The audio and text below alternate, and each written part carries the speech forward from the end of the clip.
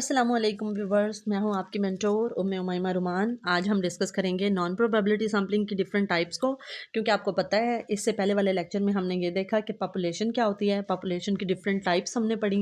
उसके बाद हमने ये देखा कि सैम्पल जो है वो पॉपुलेशन का कौन सा पार्ट होता है। उसके बाद हमने सैम्पल की डिफरेंट टाइप्स के बारे में पढ़ा, मतलब जो मेजर टाइप्स थी probability and non probability sampling को पढ़ा। फिर मैंने लास्ट वीडियो में आपको टाइप्स ऑफ प्रोबेबिलिटी सैम्पलिंग भी समझाए विद डेली लाइफ एग्जाम्पल। अब जो आज की वीडियो है ना, इसमें मैं आपको ये समझाऊंगी कि नॉन प्रोबेबिलिटी सैम्पलिंग होती क्या है। अच्छा, ये तो वैसे मैंने आपको पिछली वीडियो में भी बता दिया था, लेकिन एक बार रिकॉल करवा दूंगी आपको, ठीक हो गया। उसके बाद हम ये देखेंगे कि नॉन प्रोबेबिलिटी सैम्पलिंग जो है उसकी डिफरेंट टाइप्स कौन सी हैं, और जो वो टाइप्स हैं उनको मैं आपको डेली लाइफ एग्जाम्पल्स के साथ समझाने की कोशिश करूंगी, और होप करूंगी कि आप लोगों को ये वीडियो पसंद आएगी। तो टाइम वेस्ट नहीं करते और जल्दी जल्दी से देख लेते हैं कि नॉन प्रोबेबिलिटी सैम्पलिंग की टेक्निक्स कौन कौन सी होती हैं। सबसे पहले तो आप ये देखें ना कि सैम्पल क्या होता है। सैम्पल होता है रिप्रेजेंटेटिव पॉपुलेशन का, ठीक है, सिंपल वर्ड्स में। अब सैम्पल की जो दो डिफरेंट टाइप हमने पढ़ी थी, प्रोबेबिलिटी या रैंडम सैम्पलिंग और non probability sampling. Probability sampling वो सैम्पलिंग होती है जिसमें पॉपुलेशन के हर मेंबर के पास सिलेक्शन के इक्वल चांसेस होते हैं। लेकिन नॉन प्रोबेबिलिटी सैम्पलिंग वो सैम्पलिंग होती है जिसमें पॉपुलेशन के हर मेंबर के पास सिलेक्शन के इक्वल चांसेस मौजूद नहीं होते। अब मैं आपको हर एग्जांपल के साथ ये भी समझाऊंगी कि किस तरह से इनमें जो है इक्वल चांसेस सिलेक्शन के नहीं हैं, ठीक है, जिसकी वजह से हम इसको नॉन प्रोबेबिलिटी सैम्पलिंग में शुमार करते हैं। और ये भी समझाऊंगी कि जो उसकी टाइप है वो असल में है क्या, और उसको डेली लाइफ एग्जाम्पल के साथ भी आपको समझाऊंगी। ठीक हो गया। पहले हम ये देख लेते हैं कि नॉन प्रोबेबिलिटी सैम्पलिंग की डिफरेंट सब टाइप्स कौन कौन सी हैं। एक होती है कन्वीनियंस सैम्पलिंग, ठीक है। अच्छा, अब ये जो कन्वीनियंस सैम्पलिंग होती है ना, इसको हम एक्सीडेंटल सैम्पलिंग भी कहते हैं और हेम्फाज़र्ड सैम्पलिंग भी कहते हैं। कन्वीनियंस सैम्पलिंग, हेम्फाज़र्ड सैम्पलिंग और एक्सीडेंटल सैम्पलिंग, ठीक है, ये तीनों एक ही टाइप के नाम हैं, ठीक है। उसके बाद हम जजमेंटल सैम्पलिंग होती है एक, जजमेंटल या फिर पर्पजिव, ठीक है। पर्पजिव और जजमेंटल दोनों एक ही टाइप के दो डिफरेंट नाम हैं, ठीक हो गया, जो कि नॉन प्रोबेबिलिटी सैम्पलिंग में आते हैं। उसके अलावा कोटा सैम्पलिंग होती है तीसरी टाइप इसकी। चौथी टाइप इसकी होती है स्नोबॉल सैम्पलिंग। अच्छा, मुझे ना स्नोबॉल सैम्पलिंग का नाम बड़ा पसंद है, पता नहीं क्यों, नेचुरली है, मतलब स्नोबॉल सैम्पलिंग बहुत प्यारा नाम है, जिसने भी रखा है उसने बहुत अच्छा नाम रखा है ये। अच्छा, उसके बाद होती है डबल सैम्पलिंग या फिर multi stage sampling. Double sampling और मल्टी स्टेज जो सैम्पलिंग होती है ना, वो स्पेसिफिक इन्होंने नाम दे दिया प्रोबेबिलिटी सैम्पलिंग को, तो सॉरी नॉन प्रोबेबिलिटी सैम्पलिंग में। लेकिन ऐसा होता नहीं है कि मतलब डबल सैम्पलिंग या मल्टी स्टेज सैम्पलिंग जो है वो हम प्रोबेबिलिटी सैम्पलिंग में ना करें। जैसे पिछली वीडियो में मैंने आपको बताया था ना स्ट्रेटिफाइड सैम्पलिंग, उसमें हम क्या करते हैं, पहले एक क्लस्टर सेलेक्ट किया था हमने, फिर उस क्लस्टर में से सब ग्रुप उसका सेलेक्ट किया था, तो दो बार हमने सैम्पलिंग कर लेना, तो वो डबल सैम्पलिंग की टेक्निक ही हो गई ना। असल में डबल सैम्पलिंग या मल्टी स्टेज सैम्पलिंग जो है वो एक टेक्निक है जिसके थ्रू हम सैम्पलिंग को मतलब सेलेक्ट करते हैं। तो लेकिन काउंट डिफरेंट बुक्स में हमें मिलता यही है कि ये नॉन प्रोबेबिलिटी सैम्पलिंग की टाइप है। लेकिन अगर हम अपनी ना कॉग्निटिव एबिलिटीज़ को यूज़ करें ना, तो आप ये देखें कि मतलब ये प्रोबेबिलिटी सैम्पलिंग में भी ये टेक्निक यूज़ हो सकती है, जो डबल या मल्टी स्टेज सैम्पलिंग है। जैसे मैंने आपको भी एग्जांपल दी स्ट्रेटिफाइड सैम्पलिंग की, वो आप मेरी पिछली वीडियो सुनेंगे ना, आपको खुद से समझ में आ जाएगा कि उसमें वाकई डबल सैम्पलिंग हुई है, ठीक हो गया। अब हम बारी बारी समझ लेते हैं कि ये सैम्पलिंग क्या होती है। सबसे पहले हम पहला पॉइंट उठाते हैं, पहली टाइप उठाते हैं कन्वीनियंस सैम्पलिंग की। अच्छा, कन्वीनियंस का मतलब आपको पता है क्या होता है? कन्वीनियंस का मतलब होता है आसानी, ठीक है, उर्दू में इसको हम आसानी कहते हैं। तो जो चीज़ हमें आसानी से मैसर होगी ना, उसको हम अपना सैंपल बना लेंगे, सो सिंपल, ठीक है। अब आसानी से मुराद मतलब हमारे कोलीग्स हो गए, हमारे फैमिली मेम्बर्स हो गए, जो हमारे आसपास के लोग हैं, हमें सैंपल के लिए खपना ही ना पड़े, जो हमें पहले से अवेलेबल है ना, मतलब लोग या जो भी डाटा हमें चाहिए, तो वो जब हमारे पास आसानी से हमारे पास सैंपल मौजूद है तो हम उसी को सिलेक्ट कर लेते हैं। ये होती है कन्वीनियंस सैम्पलिंग, ठीक है। जैसे फॉर एग्जांपल मैंने अभी पिछली वीडियो में आपको बताया था कि हम प्राइमरी स्कूल्स पे रिसर्च कर रहे हैं, ठीक है। तो अब हम पूरी पाकिस्तान के अगर प्राइमरी स्कूल पर रिसर्च कर रहे हैं, तो अगर हम रिसर्च करते हैं ना, तो फॉर एग्जांपल हम डिस्ट्रिक्ट डिस्ट्रिक्ट फॉर एग्जांपल आप डिस्ट्रिक्ट कसूर से हैं, ठीक है, बाकी जितने डिस्ट्रिक्ट्स हैं आपको दूर पड़ते हैं, आपके पास नहीं है इतना टाइम, या आप जॉबियन हैं, या मतलब कोई फाइनेंशियल प्रॉब्लम है एज अ रिसर्चर आपको, या कुछ भी ऐसा इशू है, तो आप क्या करेंगे, आप डिस्ट्रिक्ट कसूर या फिर अपनी ही सिटी, जो आपकी अपनी सिटी होगी, उसके प्राइमरी स्कूल्स को विजिट करेंगे और रिसर्च कंडक्ट कर लेंगे, ठीक है। मतलब आपको आसानी से जो सैंपल मैसर होगा आप उस पर रिसर्च कंडक्ट कर लेंगे, सो सिंपल। अच्छा, अब इसको एक्सीडेंटल भी कहा जाता है, तो क्यों कहा जाता है, आपको पता है ना एक्सीडेंटल क्या होता है? एक्सीडेंटल के उर्दू मीनिंग क्या होते हैं? अचानक से, मतलब कोई सूरत हाल ऐसी पेश आ जाना। तो अब अचानक से आपके सामने जो भी प्राइमरी स्कूल आएगा ना, आप उस पर सैम्पलिंग कर लेंगे, ठीक है, इसलिए इसको एक्सीडेंटल सैम्पलिंग भी कहा जाता है। हेम्फाजर्ड का मतलब भी यही होता है, हेम्फाजर्ड कहते हैं जल्दी में कोई काम करना या इस तरह से। तो जाहिर सी बात है, जब कोई सैम्पल आपको ईजिली एक्सेसिबल है एग्जाम्पल, तो वो आप उस पर रिसर्च जब करेंगे तो वो जल्दी में ही हो जाएगी ना, जल्दी जल्दी हो जाएगा वो काम आपका कंप्लीट। तो इस वे में हम देखा जाए तो इसको हम फजर्ड सैम्पलिंग भी कहते हैं। ठीक हो गया। अब दूसरी टाइप हम लेते हैं पर्पजिव सैम्पलिंग। पर्पस क्या होता है? पर्पस होता है मकसद। अब जो रिसर्चर है, जो उसका मकसद है, जो चीज़ उसके उस मकसद को पूरा करेगी ना, उसको वो एज अ सैंपल ले लेगा। ठीक है, मतलब रिसर्चर जो है, उसको ये लगता है कि ये चीज़ मेरे रिसर्च के पर्पज़ के लिए सही है, तो वो उसको एज अ सैंपल सेलेक्ट कर लेगा। बहुत सिंपल। इसको जजमेंटल सैम्पलिंग क्यों कहा जाता है? अब ये रिसर्चर की अपनी जजमेंट है ना, मतलब अगर एक रिसर्चर ये सोचता है कि ये सैंपल जो है ना मेरी रिसर्च के लिए बेस्ट रहेगा, तो ये उसकी अपनी जजमेंट पे बेस कर रहा है ना, उसकी अपनी पर्सनल जजमेंट है, उसकी सब्जेक्टिव अप्रोच है, तो इसलिए इसको जजमेंटल सैम्पलिंग भी कहा जाता है। पर्पजिव ये इस वे में है कि रिसर्च के पर्पस के लिए सूटेबल है, और जजमेंटल इस वे में है क्योंकि रिसर्चर को लग रहा है कि उसके मतलब रिसर्च के लिए ये सैंपल जो है वो इजी रहेगा या अच्छा रहेगा। जैसे फॉर एग्जांपल आप हैबिस्कस पे रिसर्च कर रहे हैं। हैबिस्कस एक पौधा होता है जिसको हम उर्दू में ना हॉर्डल कहते हैं। मेरी एक कोलीग हैं, वो हैबिस्कस पे कर रही हैं रिसर्च, तो मेरे माइंड में ना इसलिए ये एग्जांपल आ गई। अब देखें, हिबिस्कस की रिसर्च पर्पसिव इस सेंस में हो सकती है कि मतलब उनको, मेरी कोलीग को ये लगता है कि उनकी रिसर्च के लिए हिबिस्कस जो है ना सूटेबल रहेगा। वो किसी और प्लांट पे करें बजाय इसके वो हिबिस्कस पे करें, क्योंकि हिबिस्कस जो है ना वो बहुत रेयर पौधा है। हर्डल का पौधा बहुत कम लगाया जाता है, लेकिन इसके मतलब बहुत ज़्यादा फ़वाइद हैं। तो उसको लगा कि मतलब मेरी रिसर्च के पर्पज़ के लिए ये हिबिस्कस पे रिसर्च सूटेबल है, तो उसने उसको सेलेक्ट कर लिया।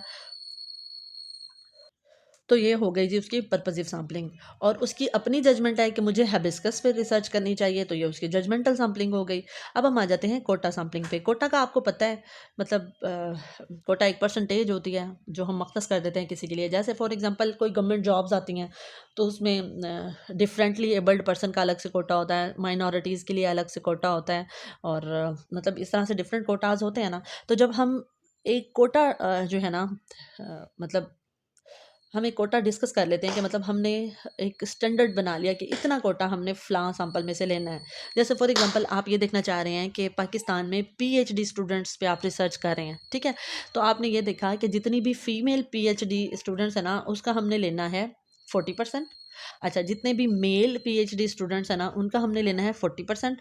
और जो दूसरा 20% है कोटा हमने लेना है ना, वो हमने लेना है ट्रांसजेंडर का या डिफरेंटली एबल्ड का या किसी भी मतलब तीसरी टाइप का आप रख लेते हैं। ठीक है, तो अब आप क्या करेंगे, जितनी भी आपके पास पॉपुलेशन अवेलेबल होगी, आप उसमें से 40% फीमेल को सिलेक्ट करेंगे, 40% मेल को, और 20% अगर आपने डिफरेंटली एबल्ड को करना है या ट्रांसजेंडर्स को करना है या किसी को भी करना है, तो आप वो ले लेंगे 20%। तो ये आप एक स्पेसिफिक कोटा के हिसाब से ही अपनी सैम्पलिंग कर रहे हैं।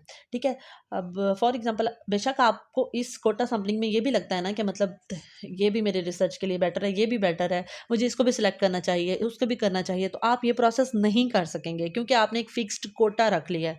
क्योंकि आपको अपने जो रिजल्ट्स चाहिए ना रिसर्च के, वो उसी कोटा के हिसाब से ही चाहिए।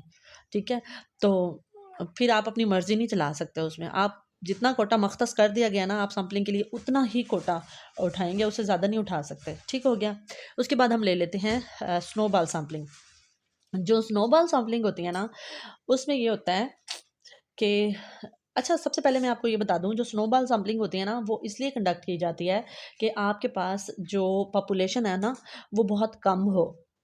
पॉपुलेशन ही आपके पास इतनी कम हो कि आपके रिसर्च के लिए वो सूटेबल ना हो, या मतलब बहुत कम पड़ रही हो।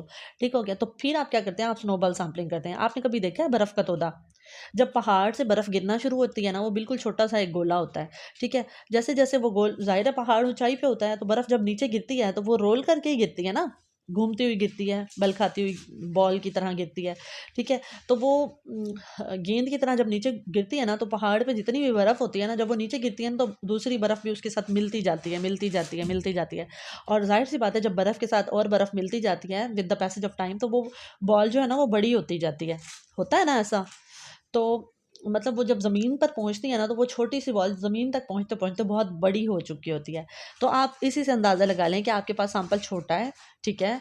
तो वही सैंपल जो है ना, अपने जैसे सैंपल और लेता आएगा, और आपका जो पॉपुलेशन या आपका सैंपल का जो साइज़ है ना, वो कंप्लीट हो जाएगा, ठीक है। फॉर एग्जांपल आप कंडक्ट कर रहे हैं रिसर्च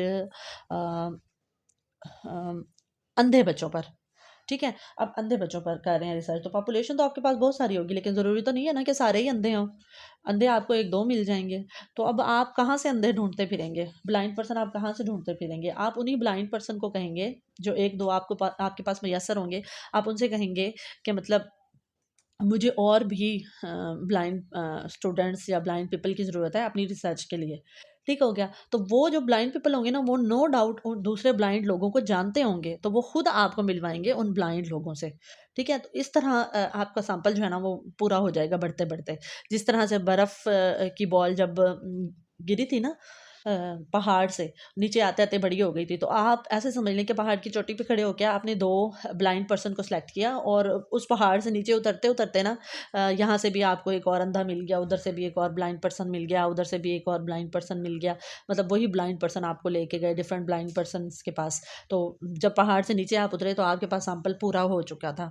ठीक हो गया? ये एक सिंपल सी एग्ज़ाम्पल मैंने आपको दी स्नोबॉल सैंपलिंग को समझने के लिए। उसके बाद हम देखते हैं डबल सैंपलिंग या मल्टी स्टेज सैंपलिंग। अब डबल सैंपलिंग या मल्टी स्टेज सैंपलिंग जो होती है ना, उसमें ये होता है कि आप एक बार पॉपुलेशन से सैंपल सेलेक्ट करते हैं, उसमें से फिर दूसरा सैंपल सेलेक्ट कर लेते हैं। जैसे मैंने आपको स्ट्रैटिफाइड सैंपलिंग में पिछली पिछली वीडियो में बताया था। तो सेम ऐसी ही कोई चीज़ होती है, ठीक है? लेकिन इसमें डिफरेंस ये होता है कि मतलब आपने एक स्टेज पे सैंपलिंग ले ली ना, ठीक है। अब उस सैंपलिंग को फिर आप डिफरेंट ग्रुप्स में नहीं डिवाइड करेंगे, जस्ट 2 ग्रुप्स में डिवाइड करेंगे, ठीक है। फिर या 2 ग्रुप्स में भी नहीं करेंगे। एक सैंपलिंग आपने ले ली ना, उसी सैंपलिंग में से आप अपनी मर्जी से भी दूसरा सैंपल ले सकते हैं। अब आपकी अपनी मर्जी है, आप उसी एक सैंपल जो आपने ड्राइव किया उसमें से आप क्लासिफाइड सैंपलिंग कर लें, उसमें से आप स्ट्रेटिफाइड कर लें, उसमें से आप क्लस्टर सैंपलिंग कर लें, उसमें से आप रैंडम सैंपलिंग कर लें। ये आपकी अपनी टेक्निक है, ठीक है। वो आपकी अपनी ज़रूरत पे या आपके रिसर्च के टॉपिक पे मुनहसर है, ठीक हो गया। उसके अलावा सैम्पलिंग के ना डिफरेंट और टेक्निक्स है। मैं ये चाह रही थी कि मतलब कोई और वीडियो बनाने की बजाय ना आपके साथ इसी में हल्का-फुल्का इसको डिस्कस कर लूँ, ठीक है? तो वो मैं आपको हल्का-हल्का सा ऐसे समझा देती हूँ। डिफरेंट टर्म्स जो है ना, वो सैम्पलिंग के लिए यूज़ होती हैं, और अक्सर पेपर पॉइंट ऑफ व्यू से ना इम्पोर्टेंट भी होती हैं। तो वो मैं आप लोगों के साथ डिस्कस कर लेती हूँ। सैम्पलिंग के अमल में जो मैं आपको बता रही थी ना कि डिफरेंट टर्म्स हैं, उनमें से एक है इंटरवेंशन या ट्रीटमेंट। मतलब ट्रीटमेंट क्या होता है? रिसर्च के टर्म में अगर देखें, तो ट्रीटमेंट ये होता है कि जब एक रिसर्चर ना किसी इंडिपेंडेंट वेरिएबल का डिपेंडेंट वेरिएबल पे असर देखता है ना, तो उस पूरे प्रोसेस को हम ट्रीटमेंट कहते हैं, ठीक है। जैसे फॉर एग्जांपल मैं ये कहती हूँ कि मतलब मुझे फ्लू है, तो मैं आइसक्रीम खा लूँ, ठीक है। अब मेरा फ्लू जो है वो डिपेंडेंट है, और जो आइसक्रीम है वो इंडिपेंडेंट है। कि मतलब आइसक्रीम को मैं मैनिपुलेट कर सकती हूँ, उसकी मिकदार में रद्दो-बदल कर सकती हूँ। मैं कम आइसक्रीम खाऊँगी तो मेरा फ्लू कम ठीक होगा, मैं ज़्यादा आइसक्रीम खाऊँगी तो मेरा फ्लू जो है वो ज़्यादा ठीक होगा, ठीक है। अगर मैं इस चीज़ पे रिसर्च कर रही हूँ फॉर एग्ज़ाम्पल, तो ट्रीटमेंट क्या होगा इसमें? ट्रीटमेंट ये होगा कि जो रिसर्चर है ना, जो मुझ पे रिसर्च कर रहा है, वो मुझे आइसक्रीम की एक मुनासिब मिकदार देता है, फिर उसको कम करता है, ज़्यादा करता है अपनी जजमेंट के हिसाब से या कुछ टेक्नीक के हिसाब से, ठीक है। तो जो वो पूरा प्रोसेस मुझे आइसक्रीम खिलाने का कर रहा होगा ना, उसको हम ट्रीटमेंट कहेंगे, ठीक है। अच्छा, अब एक होती है जनरलाइजेशन और एक होती है जनरलाइजेबिलिटी। जनरलाइजेशन ये होती है कि मतलब जो हमने अपना रिसर्च के बाद रिजल्ट फाइंड आउट किया ना, ठीक है, उस फाइंड आउट रिजल्ट को हम अपनी पॉपुलेशन पे जनरलाइज कर दें, ठीक हो गया। ये है हमारे पास जनरलाइजेशन। लेकिन जनरलाइबिलिटी क्या है? जनरलाइबिलिटी जो है वो वाला प्रोसेस है जो हमें ये बताता है कि हम किसी भी हासिल शुदा डाटा को पॉपुलेशन पे किस हद तक अप्लाई कर सकते हैं, ठीक है। मतलब किसी भी रिजल्ट को हम 100% तो नहीं ना अप्लाई कर सकते। हर टॉपिक डिफरेंट होता है, हर टॉपिक की मतलब आप ऐसे समझ लें कि उसकी डिमांड्स डिफरेंट होती हैं, उसके एडवांटेजेस डिफरेंट होते हैं, उसके डिसएडवांटेजेस डिफरेंट होते हैं। तो मतलब जो जनरलाइजेबिलिटी होती है ना, वो हमें ये बताती है कि जो हमने डाटा हासिल किया ना, वो हम पॉपुलेशन पे अगर जनरलाइज करेंगे तो वो किस हद तक कर सकते हैं, कितने परसेंट तक कर सकते हैं, ठीक हो गया। उसके बाद हम देख लेते हैं इंडिपेंडेंस। एक होती है डिपेंडेंस ठीक है, और एक होती है इंडिपेंडेंस। डिपेंडेंस ये होती है कि जब हम ये देखते हैं ना कि दो वेरिएबल्स जो है ना वो एक दूसरे पे इन्हिसार कर रही हैं, ठीक है, या कोई एक वेरिएबल किसी दूसरी वेरिएबल पे इन्हिसार कर रही है। जैसे हम कहते हैं कि जो डिपेंडेंट वेरिएबल होती है ना वो इंडिपेंडेंट वेरिएबल पे मुनहसर होती है तो ये हमारी डिपेंडेंस का लेवल होगा। ठीक हो गया। सिंपल वर्ड में अगर हम कहें ना, जो हमारा ट्रू हाइपोथेसिस होगा ना वो हमारा डिपेंडेंस का लेवल होगा। सॉरी जो हाँ जी, ट्रू ट्रू। लेकिन जो नल हाइपोथेसिस होगा ना वो हमारा इंडिपेंडेंस का लेवल होगा। मतलब जब रिलेशनशिप मौजूद ही नहीं है तो इसका मतलब ये हुआ कि दोनों वेरिएबल्स जो हैं वो इंडिपेंडेंट है, एक का दूसरे पे कोई असर नहीं है। ठीक है, ये हो गया इंडिपेंडेंस लेवल ऑफ वेरिएबल्स। अच्छा, एक होती है स्पेसिफिकेशन और एक होती है मिस स्पेसिफिकेशन। जो स्पेसिफिकेशन होती है ना वो हमें ये बताती है कि जो हमारी इंडिपेंडेंट वेरिएबल है ना उसका डिपेंडेंट वेरिएबल पे कुछ ना कुछ असर ज़रूर है। ठीक है, ये हमारी स्पेसिफिकेशन है। एक एज अ रिसर्चर हम ये कहते हैं कि जो हमारी इंडिपेंडेंस वेरिएबल है उसका असर हमारी डिपेंडेंस वेरिएबल पर मौजूद है, ये हमारी स्पेसिफिकेशन है। लेकिन मिस स्पेसिफिकेशन क्या होगी? हम तो ये कह रहे हैं ना कि हमारे इंडिपेंडेंट वेरिएबल का डिपेंडेंट वेरिएबल पे असर मौजूद है, ठीक है, लेकिन असल में वो असर मौजूद नहीं होता, तो वो हमारी मिस स्पेसिफिकेशन होती है। अगर हम सिंपल वर्ड में कहें ना तो यही जो मिस स्पेसिफिकेशन होती है ना वही हमें लेके जाती है टाइप एरर 1 और टाइप एरर 2 की तरफ हाइपोथेसिस बनाते हुए। इस पे मैं पहले ही आप लोगों को वीडियो प्रोवाइड कर चुकी हूँ कि टाइप एरर 1 क्या होता है और टाइप एरर 2 क्या होता है। जो रिसर्चर से मिस्टेक होती है ना नल हाइपोथेसिस और ट्रू हाइपोथेसिस बनाने में, वो असल में उसकी मिस स्पेसिफिकेशन की वजह से होती है। होपफुली आपको ये सारी चीज़ें समझ में आ गई होंगी। अब हम डिस्कस कर लेते हैं सैम्पलिंग के डिफरेंट फीचर्स। सैम्पलिंग बायस क्या होता है? जब रिसर्चर ये कहता है ना कि मतलब जो कुछ मैं कह रहा हूँ ना वो सही है, हालांकि हकीकत में उसकी अपनी सब्जेक्टिव अप्रोच की वजह से उसकी रिसल्ट जो रिसर्च का रिजल्ट होता है ना वो ख़राब हो रहा होता है, लेकिन उसके बावजूद भी वो अपनी राय को ही अहमियत देता है। तो ये होता है सैम्पलिंग बायसनेस, कि जब वो सैम्पल बना रहा होता है ना, सैम्पल ड्राइव कर रहा होता है, सैम्पल सेलेक्ट कर रहा होता है, तो वो अपनी सब्जेक्टिव अप्रोच को उसमें शामिल कर लेता है। तो ये होता है सैम्पलिंग बायसनेस। अच्छा, उसके बाद हम डिस्कस कर लेते हैं सैम्पलिंग फ्रेम क्या होता है। जब भी एक रिसर्चर रिसर्च को कंडक्ट करने लगता है ना तो वो ऐसे ही नहीं काम शुरू कर देता, वो एक प्रॉपर वे में अपने काम को शुरू करता है। तो वो सैम्पल का एक सैम्पलिंग का फ्रेम बनाता है, मतलब रूल्स सेट करता है, ठीक है, और उसके हिसाब से, ठीक है, फिर वो एक लिस्ट बनाता है, रूल्स की लिस्ट होगी या क्वालिटीज़ ऐसी होंगी जिनके वो लिस्ट बनाएगा कि मेरे सैंपल में ये क्वालिटीज़ होनी चाहिए। ठीक है, वो एक फ्रेमवर्क तरतीब दे देगा जिसमें वो ये बताएगा कि मतलब मेरी रिसर्च का टॉपिक ये है, उसके लिए ये चीज़ें मुझे ज़रूरत है और मेरे सैंपल में कौन कौन सी खूबियाँ होनी चाहिए। तो इस तरह की वो जो लिस्ट बना लेता है ना, जिस लिस्ट को फिर वो फॉलो करते हुए अपना सैंपल सेलेक्ट करता है, तो उसको हम सैम्पलिंग फ्रेम कहते हैं। उसके बाद हम देखते हैं कि थियरेटिकल फ्रेमवर्क क्या होता है। जो सैम्पलिंग फ्रेम होता है ना वो तो हमारे पास रिटन और फाइनल हालत में मौजूद होता है, रिटन सूरत में भी होता है और फाइनल प्रोडक्ट होती है। फाइनल हमारा डिसीजन होता है कि हमारे सैंपल में ये खूबियाँ होनी चाहिए। लेकिन जो हमारे पास थियरेटिकल फ्रेमवर्क होता है ना वो सैम्पलिंग फ्रेमवर्क से पहले का अमल होता है। ये आप लोगों ने माइंड में रखना है, ये सैम्पलिंग फ्रेमवर्क से पहले का अमल होता है जो हमारा थियरेटिकल फ्रेमवर्क होता है। अच्छा, अब थियरेटिकल फ्रेमवर्क क्या होता है?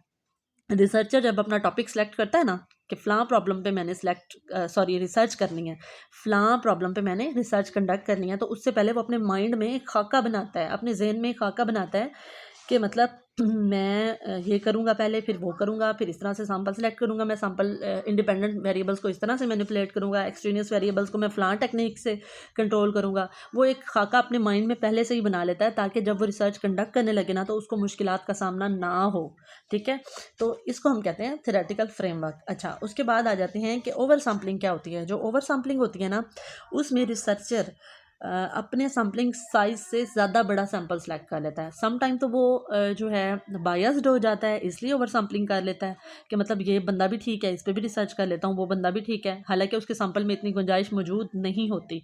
ठीक है, तब वो ओवर सैम्पलिंग कर लेता है। या कभी ऐसा भी होता है कि मतलब वो शुरू में तो अपना जो फ्रेमवर्क तरतीब देता है ना उसमें वो ये कहता है कि इतनी पॉपुलेशन मेरे लिए, पॉपुलेशन का इतना परसेंट मेरे लिए बेस्ट रहेगा। लेकिन आगे कहीं जाके उसको महसूस होता है कि ये जो सैंपल मैंने सेलेक्ट किया है that is not enough for my research purpose. मतलब जो सैंपल मैंने लिया है ये बहुत छोटा है साइज़ इसका, मुझे और सैंपल चाहिए, तो फिर भी वो ओवर सैम्पलिंग करता है। ठीक है, उसके बाद हम देख लेते हैं होमोजिनिटी और हेट्रोजिनिटी, इनमें क्या डिफरेंस है। होमोजिनिटी और हेट्रोजिनिटी ये दोनों डिग्रीज हैं। किस चीज़ की डिग्रीज हैं? सैंपल की डिग्रीज हैं, सैम्पलिंग की डिग्रीज हैं। अब मैं आपको बताती हूँ कि होमोजिनिटी क्या है। जब आप कोई samples as a researcher select कर लेते हैं ना, और आप ये देखते हैं कि जो सैंपल मैंने सेलेक्ट किए हैं उनमें सिमिलैरिटीज़ क्या क्या हैं, उनमें मुश्तरक बातें क्या क्या हैं, उनमें मिलती जुलती चीज़ें क्या हैं, तो वो कहलाती है होमोजिनिटी। ठीक है। होमोजिनिटी की भी डिग्री होती है, मतलब आप ये कहते हैं कि मतलब एक जो मेरे डिफरेंट सैंपल्स हैं ना उनमें एक बात मुश्तरक है या दो बातें मुश्तरक हैं या 10 बातें मुश्तरक हैं। अगर एक बात मुश्तरक है तो आपकी डिग्री 1 होगी, अगर 2 बातें सिमिलर हैं तो डिग्री 2 होगी, अगर 10 बातें सिमिलर हैं तो फिर डिग्री 10 होगी। ठीक है, इस तरह से। और जो हेट्रोजिनिटी है उसमें आप ये देखते हैं एज अ रिसर्चर कि जो सैंपल आपका है ना उसमें गैर मुश्तरक चीज़ें कौन सी हैं, डिसिमिलर चीज़ें कौन सी हैं, जो चीज़ें मिलती जुलती नहीं हैं वो कौन सी हैं। अब इसकी भी डिग्री होगी। अगर एक पॉइंट मिलता जुलता है तो डिग्री का लेवल 1 होगा, 2 होंगे तो 2 होगा। मतलब इस तरह से ये मैं ये नहीं कह रही कि ये 1 2 और 10 जो है ना ये वाकई ही डिग्री के मेजरमेंट के पैमाने हैं। वो हर रिसर्चर अपनी मर्जी से सिलेक्ट करेगा डिग्री का लेवल, या फिर मतलब हमें सैंपल के डिफरेंट जो बुक्स होती हैं या आर्टिकल्स होते हैं उसमें डिग्रीज़ के डिफरेंट लेवल्स भी मिल जाते हैं। डिग्रीज़ पॉइंट में भी हो सकती हैं, ज़रूरी नहीं है कि 1 2 3 की उसमें हो, ये डेसिमल नंबर्स में भी हो सकती हैं। ये 1 2 और 10 जो है ना मैंने आपको जस्ट समझाने के लिए बताया है। फिर आप ये मत समझ लीजिएगा कि मैम ने कहा था डिग्रीज़ होती 1 2 और 10 नहीं है। तो होपफुली आपको आज की वीडियो पसंद आई होगी। वीडियो पसंद आई है तो वीडियो को लाइक कीजिएगा, शेयर कीजिएगा। मिलते हैं फिर नेक्स्ट वीडियो में जिसमें हम डिस्कस करेंगे मेजरमेंट स्केल्स, कि मेजरमेंट स्केल्स होते क्या हैं, इनकी टाइप्स क्या होती हैं। फिर मैं डेली लाइफ एग्जांपल के साथ आपको ये मेजरमेंट स्केल्स भी समझाऊंगी। फिर मिलते हैं नेक्स्ट वीडियो में। टिल देन अल्लाह हाफिज़।